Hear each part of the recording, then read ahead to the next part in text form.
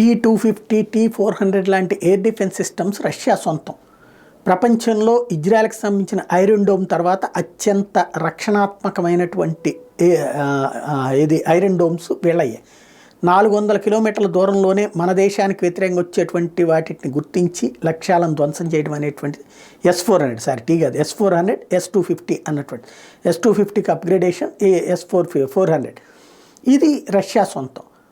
వాటిని మనం కూడా కొనుగోలు చేసాం, మరికొన్ని కొనుగోలు చేస్తున్నాం. అయితే ఇప్పుడు ఉక్రెయిన్ మీద యుద్ధం సందర్భంగా రష్యా మరొక సరికొత్త ఆయుధాన్ని కనిపెట్టింది.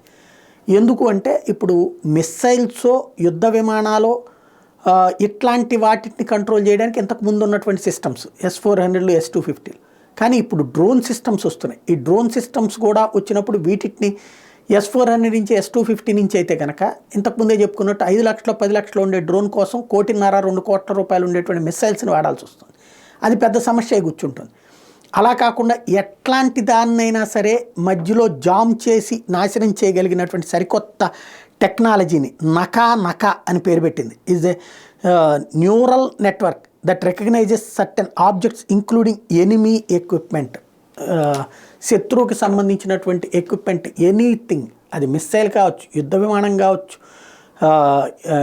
ICBM inter continental ballistic missile ICBM కావచ్చు, డ్రోన్ కావచ్చు, దేన్నైనా సరే దారిలోనే గుర్తించి విధ్వంసం చేయగలిగినటువంటి సరికొత్తదైనటువంటి టెక్నాలజీ పరీక్షల్లో సక్సెస్ అయింది. రాబోయేటువంటి రోజుల్లో దాన్ని తమ అమ్ముల పొదిలో తీసుకురాబోతుంది రష్యా.